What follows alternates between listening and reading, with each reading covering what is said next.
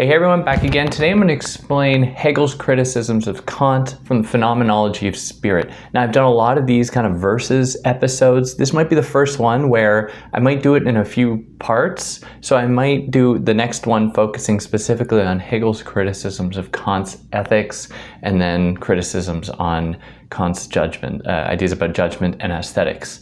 But for now, today I'm just going to focus on Hegel's criticisms of Kant and the Phenomenology of Spirit because I think that it is extremely illustrative of exactly what Hegel is doing in response to Kant and as a way by which to build from Kant.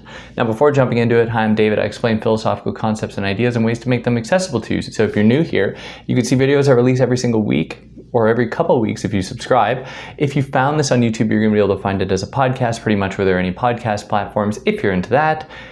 If you found this as a podcast, you can also find it on YouTube where there's sometimes videos accompanying my rambling. But you can all do those things, follow me in other places, do whatever you like with the links in the description. Let us jump into Hegel's criticisms of Kant in the Phenomenology of Spirit, which are hard to find. And it's hard to actually be clear about what Hegel is saying about Kant, because we cannot deny that Hegel is responding to what Kant was doing before him, what Kant had done in the Critique of Pure Reason, the Critique of Practical Reason, and the Critique of Judgment. We can't ignore it.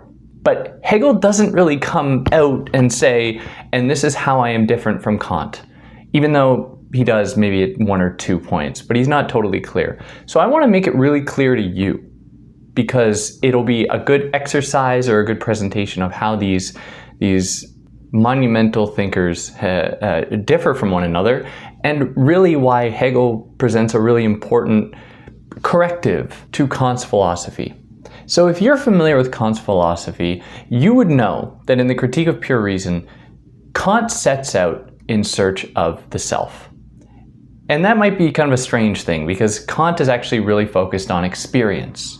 Kant focuses on the ways in which experience, that is, our abilities to experience the world, are all subjective, but might nevertheless be a site through which to discover some transcendental, universal phenomena and operations that are found within us all.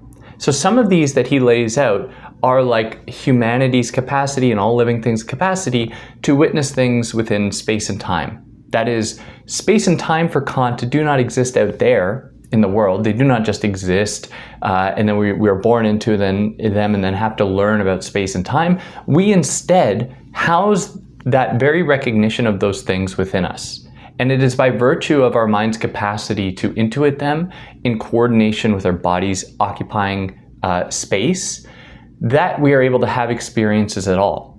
And so Kant says that the world, like space and time, doesn't really just exist out there, like outside of us. Instead, the world as we know it is very much framed by and constituted by our senses, by our minds, by our experiences, and so on. Like many of us have very different tastes. Some of you might like tomatoes, some of you might not. You know, whatever your preference is tells us that there is not a universal way to experience what a tomato tastes like. Who knows what a tomato tastes like to a bat or to a rabbit or to Glenn from Oakland, whatever, wherever Glenn's from. Who's Glenn? I don't know.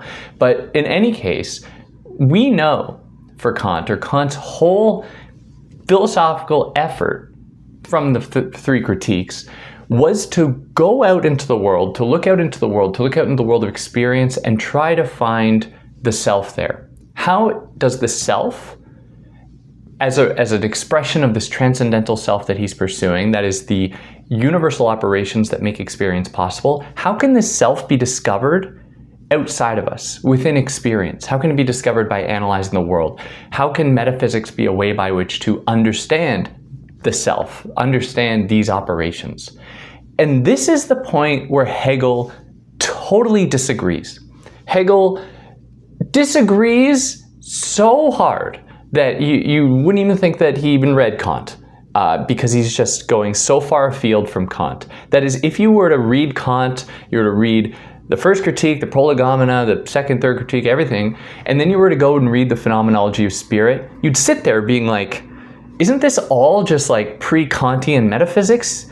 Hegel is using words like spirit, he's talking about God, he's just naively lionizing Christianity, which would all seem like hollow concepts. Because Kant's big thing was to say that we can't know these things. Like, we can't know what a spirit is, we can't know what God is. We can maybe find evidence of their existence within experience, maybe, but he's very cautious. Whereas Hegel's just deploying these terms, and he's like, it's constituted by one's awareness of itself. And the Kantian response would be like, well, what is this self? Shouldn't we interrogate what that is a little bit?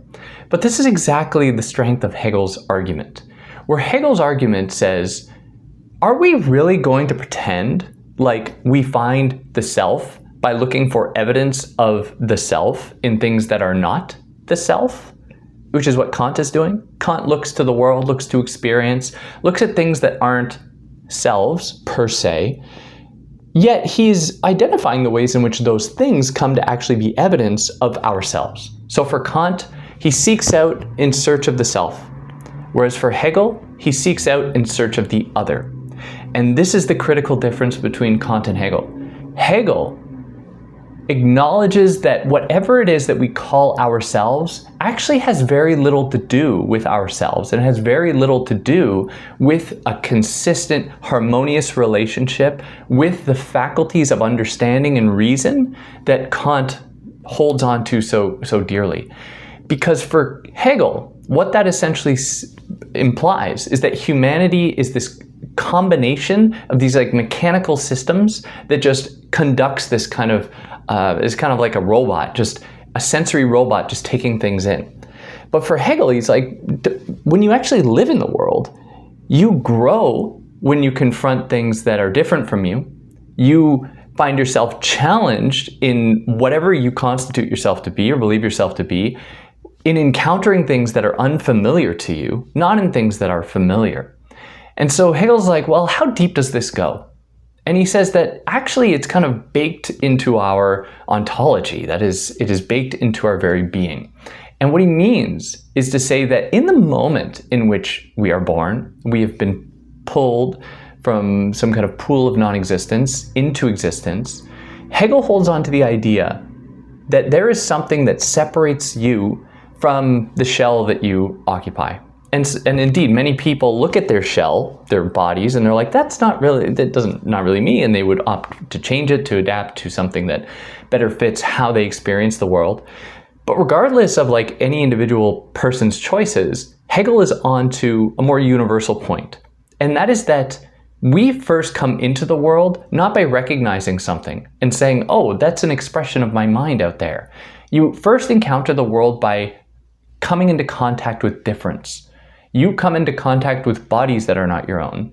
Eventually, if we follow Lacan, at some point we become aware of ourselves as an autonomous being, maybe around 3 or 4 years old, whenever Lacan says that is the case.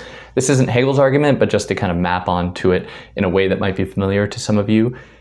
There's a point then that we, in becoming aware of ourselves, reveal that our sense of self is not bound up with ourselves, and that this self that we have, our outward projection of ourselves, doesn't always resonate with our internal, deeply felt, dare I say, soul that remains consistent yet is a continually growing thing. And for Hegel, this is the problem with something like a dialectic, where for Hegel, the dialectic in its kind of reductive formation suggests as though there's two opposing sides and that they come together in some kind of a conflict, and that conflict is resolved into a synthesis, and then we have this kind of blossoming of knowledge. Hegel's like, even saying that, you've fallen prey to illusions left and right, where he's like, who cares? Who cares who's right? Who cares what side anyone is on? He's like, isn't the most amazing thing actually that this movement is possible at all? That within this negation, that is with an idea confronting something different than it, a kind of negation moment, you do not see a recoiling into nothing. You don't see a recoiling into the non-self. Instead, you see a strengthening. You see a kind of resolution toward a self precisely in the conflict. And this is what Hegel means when he says to negate the negation. It is to recognize that within what might appear to a Kantian classic liberal type combat between ideas, when we actually negate the negation found there in that conflict, and we are just taken in by the beauty and taken in by what it means for people to grow, not in recognizing themselves, but in recognizing difference, then we've really stumbled onto something. It's something that Kant was not ready to admit or not ready to accept. Kant was just purely out there in search of the self. Hegel, again, it was out there in search of otherness. And this is why he would be distinct as far as ethics go and as far as morality goes. Because Kant is all about kind of schematizing things. He's all about laying things out in clear terms and then applying a kind of mechanical, systematic table of contents way to understand the human mind. And for Hegel, and you see it in his writing, it's a lot more chaotic. That seems to be a lot more accurate to me as to what constitutes the human being than this refined, mechanical, follow the operations. You have the categories as Kant lays them out. We have our faculties of understanding, etc., etc. And this separates Kant and Hegel in terms of the emphasis upon the thing itself. Now, many commentators just get this flat out wrong because I research this stuff. Some people think that Kant attributes way too much emphasis to the thing itself than he does. Where, you remember when I was saying, who knows what a tomato really tastes like? Well, that implies that there is a kind of truth to what the tomato tastes like. This is what Kant calls the noumenon. Whereas its actual taste, what each one of us taste could be different, that's the phenomenon. Kant's like, we'll never know the noumenon. And he relegates that to questions like God too. It's like the ultimate noumenon. Like, we'll never know. So he's like, what's the point in us trying to find that out? And Hegel's response is to say that Kant, why are you engaging in this child's play of trying to destabilize someone or to dissuade somebody from trying to use their own mind and pursuing like God? Of course, Hegel's like, yeah, of course, this is not, there's no truth to be had there per se. It is only in a thing's existing, in its lack of cohesion with its self as a self that Kant lays out, or its own self and its self-sameness. It is rather not a thing in itself that is important for Hegel. It is a thing being for itself.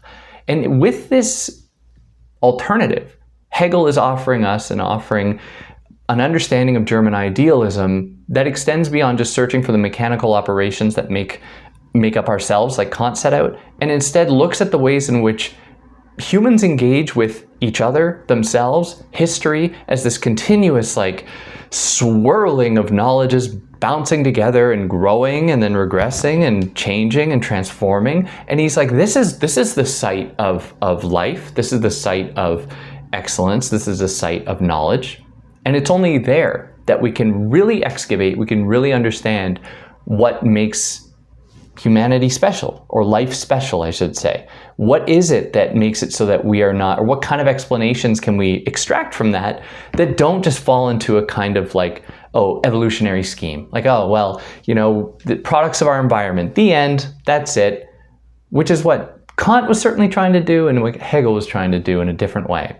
Now that was just kind of a cursory, brief overview of their main difference, just to help you all get into it if you're interested in how they differ. But you got to go into so many more weeds to really understand the different criticisms, like Hegel's criticism of Kant's ethics and other stuff. There's so much more to it, and I'm going to cover them in more detail as we go on.